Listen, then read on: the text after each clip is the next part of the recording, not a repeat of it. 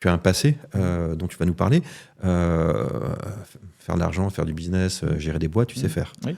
Et ça, on pourrait ne pas le deviner parce que tu n'en parles pas.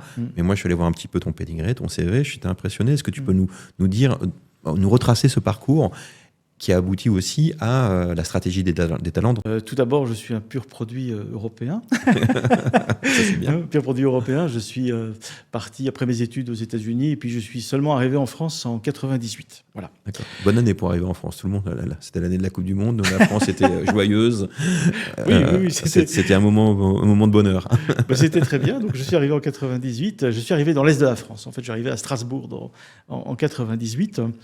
J'ai été à cette époque-là recruté par un Big Five, quand c'était encore des Big Five. Maintenant, c'est des Fat Four.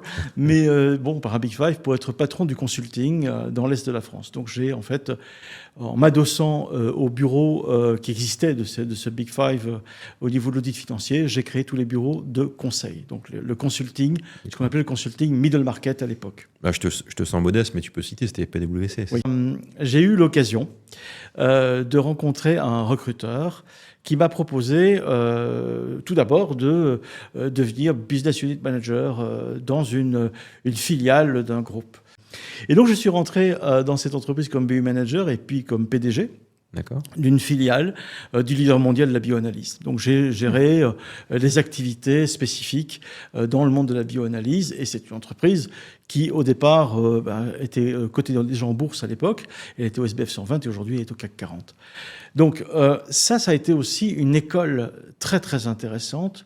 Mais bon, j'ai appris ce que c'était que la rentabilité et ce que c'était qu'un EBITDA. Je peux dire que c'est tout à fait clair parce que c'était pas le genre d'endroit où, si tu veux, c'est pas des plaisantin, pas du tout. Mais au fur et à mesure du temps, plus j'avançais, plus l'humain en tant que matière, l'humain en tant que matière m'intéressait.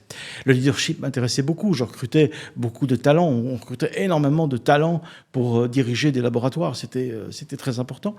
Et donc, ça m'intéressait de plus en plus.